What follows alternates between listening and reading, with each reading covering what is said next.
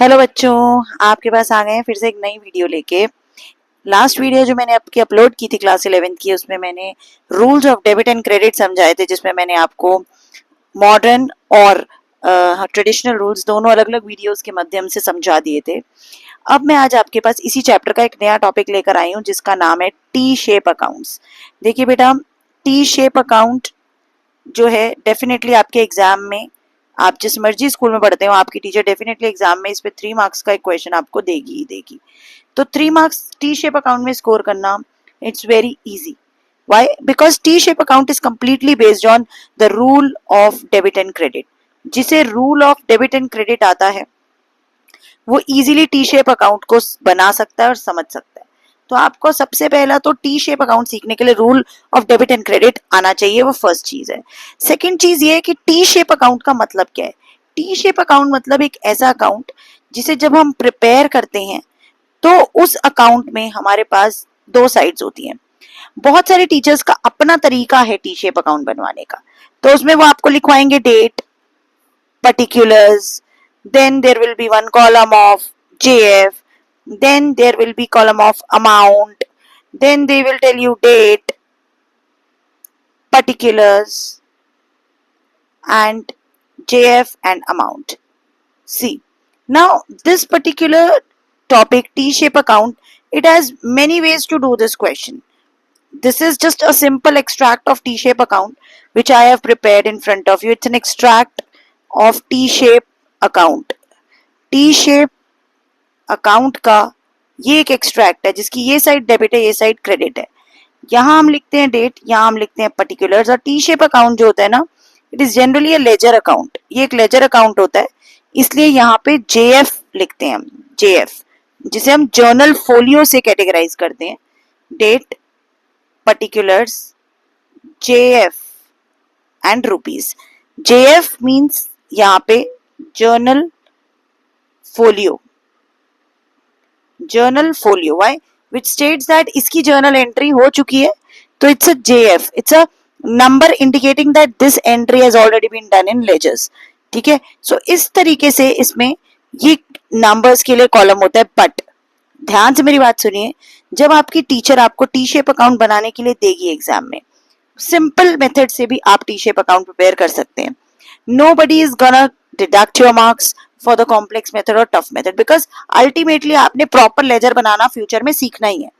तो T shape account बनाने के लिए मैं एक सिंपल मेथड सिखाती हूँ बच्चों को, और सिंपल एक लॉजिक सिखाती हूँ जिसे आप आराम से फॉलो कीजिए और उससे अपने क्वेश्चंस को सॉल्व कीजिए। मेरा फंडा क्या है कि अगर आपको टी शेप अकाउंट बनाना है, चाहे वो किसी भी आपको बनाना हो, किसी भी कैटेगरी का बनाना हो, एसेट का, लाइबिलिटी का, किसी का भी, तो आप अपने टी शेप अकाउंट को सिंपल बनाइए। आप उसमें लिखिए particulars, amount, particulars, amount, that's it. ये आपका सिंपल टी शेप फॉर्मेट होना चाहिए। कोई इसमें समस्या नहीं है कि मैम हमने डेट, पर्टिकुलर्स नहीं, क्योंकि देखिए हमें सारी इंफॉर्मेशन नहीं गिवन है। अगर मैं कुछ स्किप भी कर दूंगी तो एज सच अभी के लिए कोई प्रॉब्लम नहीं, क्योंकि it's not a proper ledger which we are preparing. It's just a way to understand this topic in this chapter indicates कि आपको सिर्फ एक तरीका पता होना चाहिए कि फ्यूचर में जब आपने टी शेप के लेजर्स बनाने हैं तो कहाँ पे किस चीज को किस हिसाब से पुट करना है।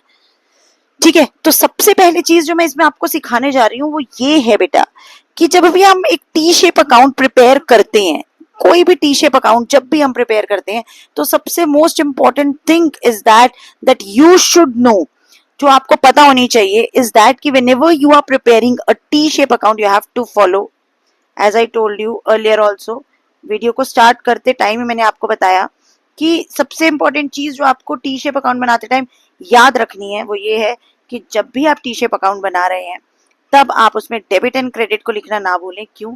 क्योंकि हम टी शेप अकाउंट बना ही क्यों रहे हैं, इसका लॉजिक जानिए। टी शेप अकाउंट बनाने के पीछे हमारा लॉजिक क्या है? टी शेप अकाउंट बनाने के पीछे हमारा लॉजिक है कि हमें ये समझ में आए बेटा कि टी शेप अकाउंट जो हमारा बन रहा है, उस टी शेप अकाउंट का रेलेवेंस क्या है। रेलेवेंस क्या है का क्या मतलब है यहाँ? रेलेवेंस क्या है? रेलेवेंस का ये मतलब है यहाँ पे कि ये जो टी शेप अकाउंट हम बना रहे हैं, इसमें हम अपने डेबिट एंड क्रेडिट के रूल्स को ही तो समझ रहे हैं। तो आपने रूल्स को याद रखना है।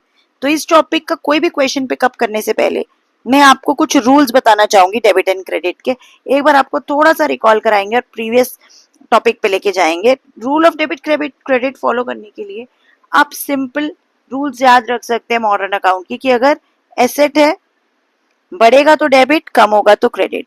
लाइबिलिटी है बढ़ेगा तो क्रेडिट, कम होगा तो डेबिट। कैपिटल है लाइबिलिटी का पार्ट है, तो जो लाइबिलिटी का ट्रीटमेंट होता है वही कैपिटल का होगा। एक्सपेंसेस है या लॉसेस है बढ़ेंगे तो डेबिट होंगे, कम होने का कोई चांस नहीं है। रेवेन्यूज है, इनकम्स है, तो आप रेवेन्यूज और इनकम्स जब भी बढ़ती हैं वो क्रेडिट होती है। आप इस छोटे से लॉजिक को अगर याद रखेंगे तो आपको टी शेप अकाउंट बनाने में कोई भी प्रॉब्लम नहीं आएगी। ये तो था हमारा एक्सट्रैक्ट, ये मैं टी शेप अकाउंट बनाना कैसे है।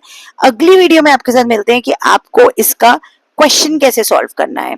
तब तक के लिए चैनल को सब्सक्राइब कीजिए, लाइक कीजिए और पसंद आए तो शेयर भी जरूर कीजिए। Thank you.